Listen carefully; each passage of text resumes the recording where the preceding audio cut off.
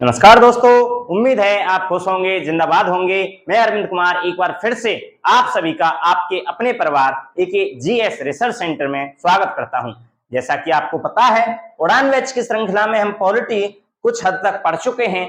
अब जो हमने आर्टिकल पढ़ लिए हैं उसका आज हम रिवीजन करेंगे, जिससे वो आपको रिवाइज हो जाए और जो भी कुछ आपका छूट रहा होगा, हो सकता है आपको नोट्स ना बना पाए हों या फिर कोई क्लास मिस हो गई हो, तो आप उसको यहां से कवर कर लें। टोटली रिवीजन आपको यहां से मिल जाएगा पूरे कंसेप्ट के साथ। तो हमने क्या पढ़ा था? हमने पॉलिटी में पढ़ा था संविधान। क्या पढ़ा था आपका? हमने पढ़ा था संविधान। संविधान पढ़ा था। संविधान में क्या पढ़ लिया हमने पढ़ लिया भाग एक। कहां से कहां तक? आर्टिकल 1 से लेकर 4 तक। दूसरा हमने पढ़ा भाग दो कहां से कहां तक? तो ये पढ़ा था हमने 5 से 11 तक। तीसरा हमने पढ़ा था भाग 3। तीसरा क्या पढ़ा? भाग 3। तो ये पढ़ा 12 से 35 तक। ये 35 तक पूरा नहीं हुआ है आपका, ये आपका 28 तक हो गया है। तो आज हम केवल 28 तक रिवीजन करेंगे। 28 के बाद जो आर्टिकल होगा आपका वो नेक्स्ट क्लास में देखेंगे। तो देखिएगा, अब हम चलते हैं अपने रिवीजन की तरफ कि रिवीजन में हम क्या क्या देखेंगे। तो जितने भी आर्टिकल आपने अब तक पढ़े हैं उन सब का आज हम रिवीजन करने वाले हैं। तो देखिएगा, आर्टिकल 1 अनुच्छेद जो अनुच्छेद 1 है वो क्या कहता है बताइए? अनुच्छेद 1 क्या कहता है कि भारत यानी कि इंडिया, जो भारत है वह राज्य एवं संघों का समूह है।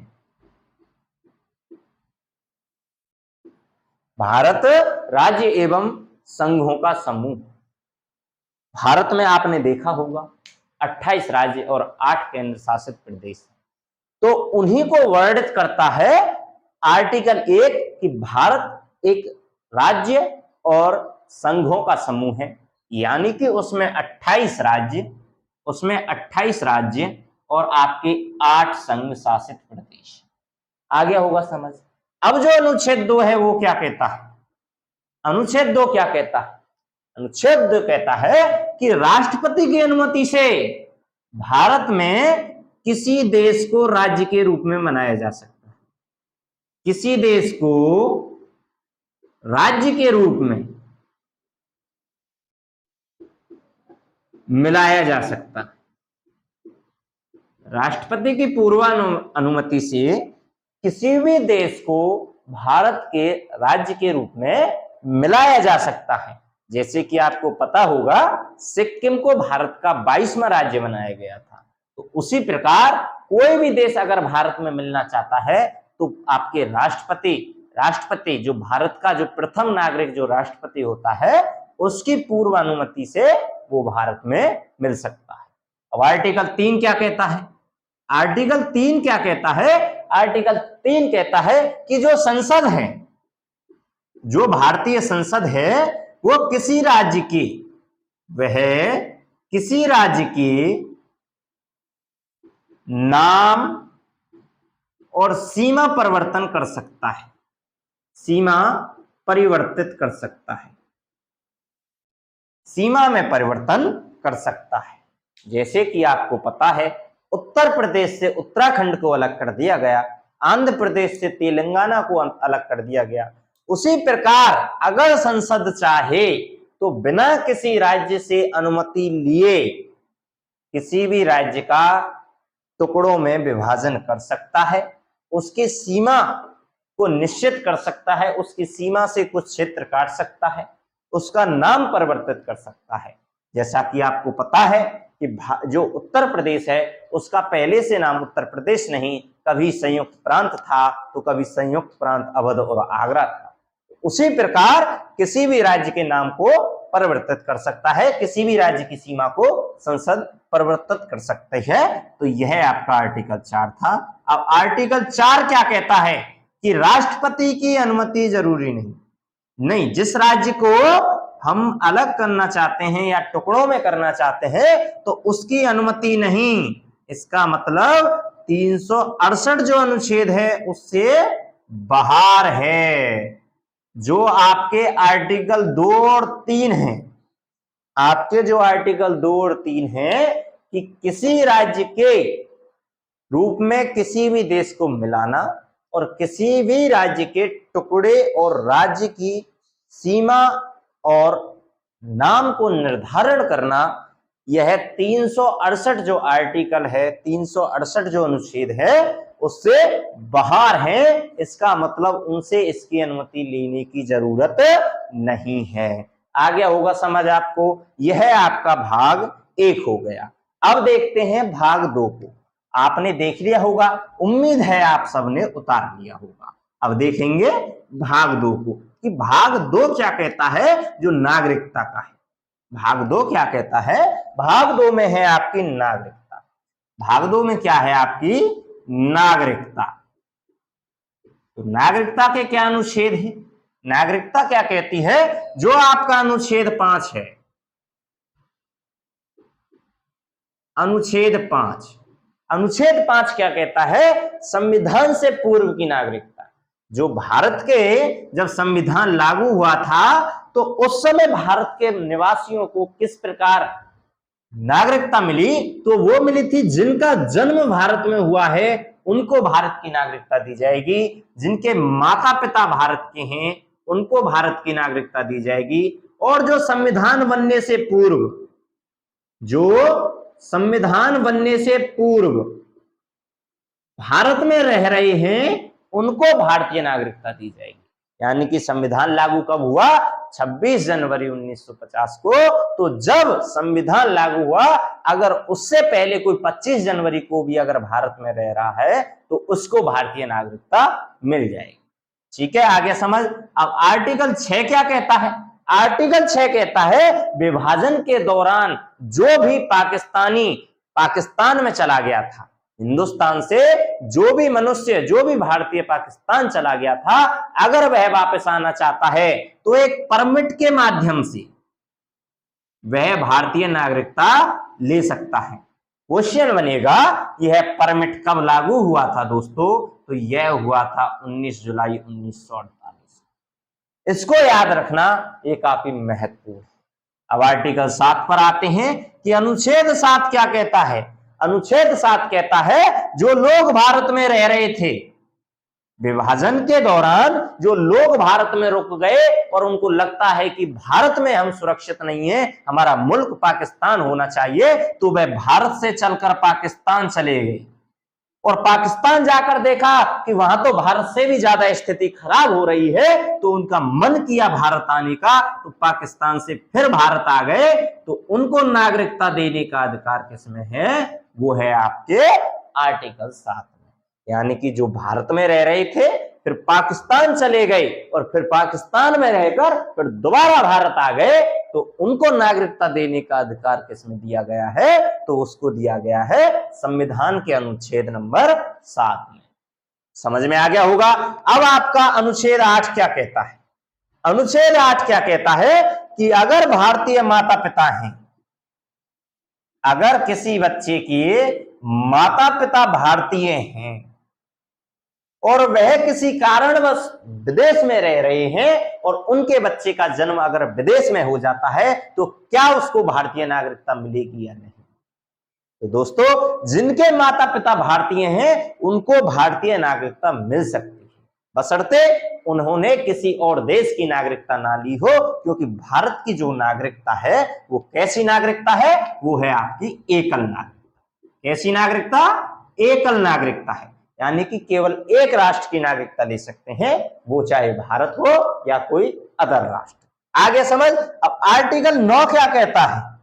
आर्टिकल जो 9 है वो क्या कहता है कि अगर कोई भी भारतीय नागरिक अगर विदेश की कोई भी विदेशी राष्ट्र की नागरिकता अगर ग्रहण कर लेता है, नागरिकता को अपना लेता है, तो उसकी भारतीय नागरिकता समाप्त हो जाएगी। उसकी जो भारतीय नागरिकता है वह समाप्त हो जाएगी। कब? अगर वह विदेशी नागरिकता लेता है। अगर वह विदेशी नागरिकता ले लेता है तो उसकी जो भारतीय नागरिकता है वह समाप्त हो जाएगी। अब आपका आर्टिकल 10 क्या कहता है दोस्तों?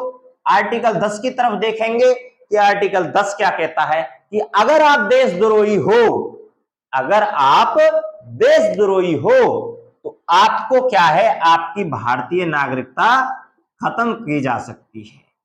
भारतीय नागरिकता आपसे छीनी जा सकती है। कब? अगर आप देशद्रोही हो। अगर आप देशद्रोही हो तो आपको भारतीय नागरिकता नहीं मिली। ठीक आ गया समझ?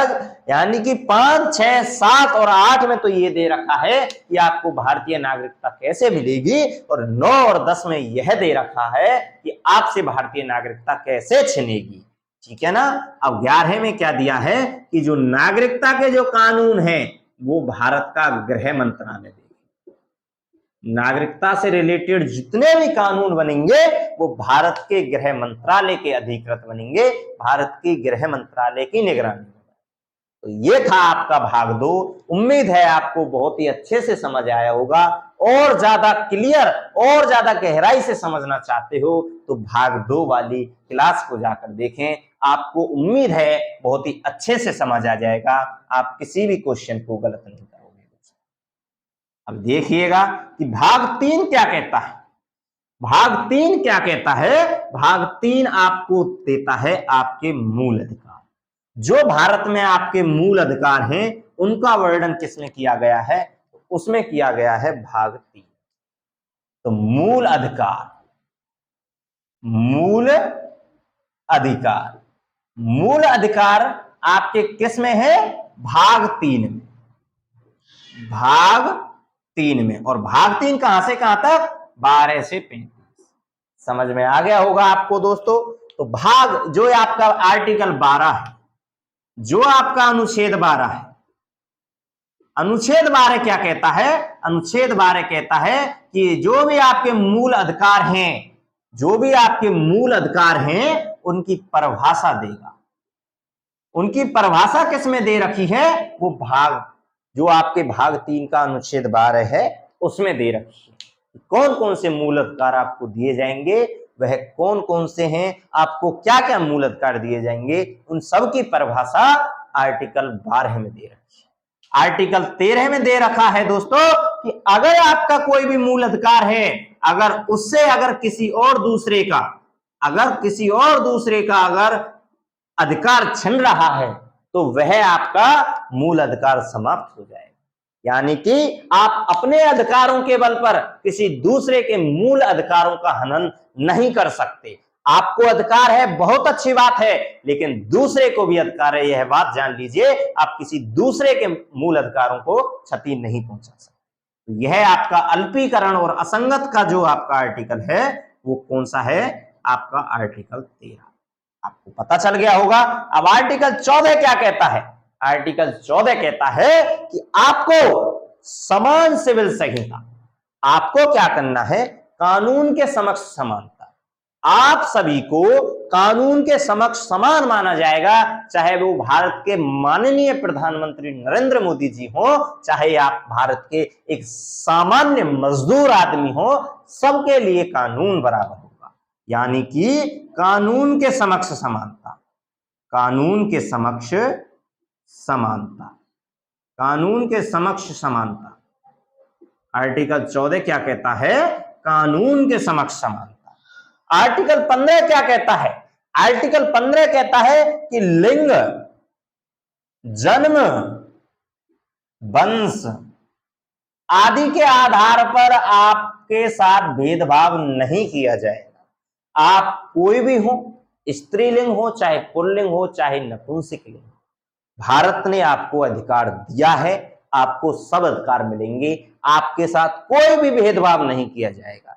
चाहे आपका जन्म किसी भी जाति में हुआ हो, किसी भी कुल में हुआ हो, आप कोई से भी वंश में पैदा हुए हो, आपके साथ इसके आधार पर कोई भी भेदभाव नहीं किया जाएगा। आर्टिकल 16 क्या कहेगा? आर्टिकल 16 कहता है कि लिंग, जन्म, वंश के आधार पर नियोजन में आपके साथ कोई भी भेदभाव नहीं किया जाएगा, यानी कि नियोजन में भेदभाव नहीं। लेकिन अपवाद याद रखना दोस्तों, आरक्षण, आरक्षण लागू होगा, आरक्षण आपका भेदभाव नहीं।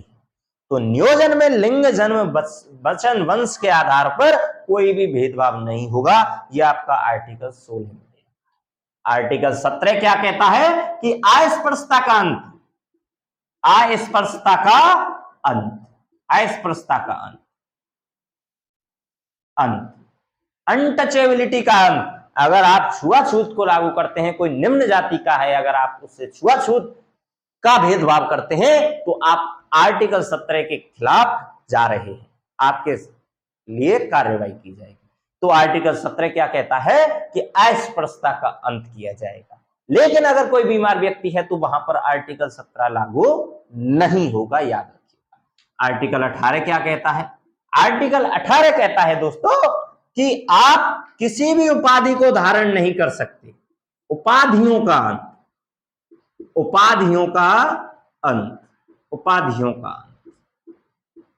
तो उपाधियों का अंत कहां पर दे रखा है? आर्टिकल 18 में दे रखा है। लेकिन अगर आप प्रोफेशनल कोई भी, अगर आपने कोई भी, जैसे आप टीचर हो तो आप अध्यापक लगा सकते हो, आप डॉक्टर हो तो डॉक्टर लगा सकते हो, और आपने कोई भी खेल प्रदर्शन में कोई भी, जैसे आपने भारत रत्न जीता है तो भारत रत्न सम्मानिता लगा सकते हो। तो इन पुरस्कारों के बल पर तो आप अपनी उपाधि ग्रहण कर सकते हो, लेकिन वैसे उपाधि ग्रहण नहीं कर सकते जैसे कि आपने इतिहास में पढ़ा होगा विक्रमादित्य एक महान उपाधि थी, तो ऐसी उपाधियों का अंत किया गया है आर्टिकल 18। तो यह आपके कुछ महत्वपूर्ण आर्टिकल थे जिनका रिवीजन मैंने आपको करा दिया है। बहुत ही महत्वपूर्ण और बहुत ही अच्छी क्लास हुई थी दोस्तों। उम्मीद है आपको सब कुछ समझ में आ गया होगा। अगर नहीं आया है तो एक बार दोबारा देख लीजिए, और पूरे कंसेप्ट के साथ समझना चाहते हो तो जो भी इन भागों की क्लास हैं उनको जाकर देखिएगा, निश्चित ही आपको सब कुछ समझ बहुत ही अच्छे से आएगा। अब मिलते हैं पॉलिटी की अगली क्लास में अगले आर्टिकलों के साथ, बहुत ही पूरे कंसेप्ट के साथ। जय हिंद, जय भारत।